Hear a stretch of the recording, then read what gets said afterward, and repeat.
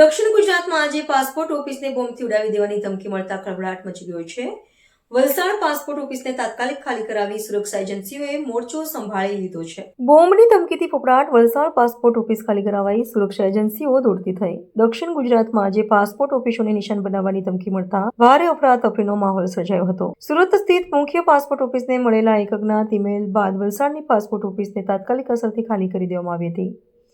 સુરતની મુખ્ય પાસપોર્ટ કચેરીને એક ધમકીભર્યો ઈમેલ મળ્યો હતો, જેમાં તમામ પાસપોર્ટ ઓફિસોને બોમ્બથી ઉડાવી દેવાની ધમકી આપવામાં આવી હતી.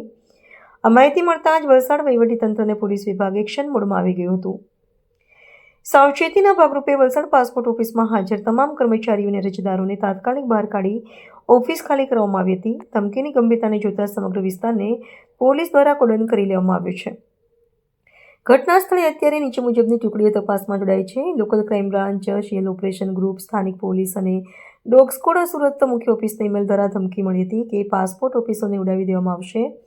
સુરક્ષાના કારણોસર અને ઓફિસ ખાલી કરાવી છે અને પોલીસ દ્વારા ઝીણવટભરી તપાસ હાથ ધરવામાં આવી રહી છે. J Vashi senior superintendent Valsad passport office અચાનક ઓફિસ ખાલી કરવામાં આવતા અને આ ચારે બાજુ પોલીસનો ચુસ્ત બંદોબસ્ત જોઈને અરજદારો અને સ્થાનિક લોકોમાં ગભરાટ ફેલાયો હતો.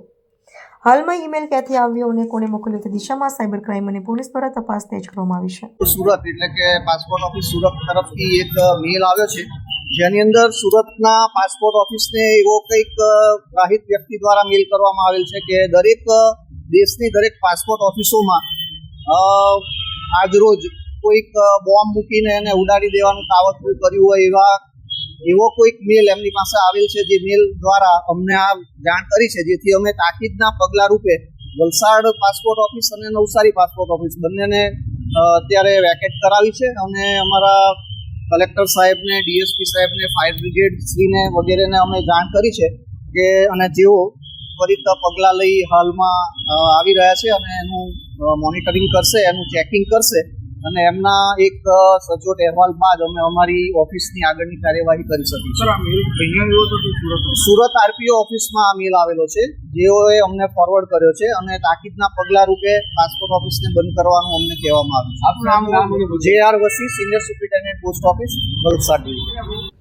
સુરત પાસપોર્ટ ઓફિસમાં એક ઈમેલ આવેલો, એમાં એવું લખેલું હતું કે પાસપોર્ટ ઓફિસમાં સાયનાઇડ ભરેલા સિલિન્ડરો મૂકવામાં આવેલા છે, RDX ભરેલા, અને જે 12 ને 10 કલાકે બ્લાસ્ટ થશે. એથી સુરત પાસપોર્ટ કચેરીએ તેની તમામ અંદરમાં આવતી પાસપોર્ટ કચેરીને જાણ કરી હતી.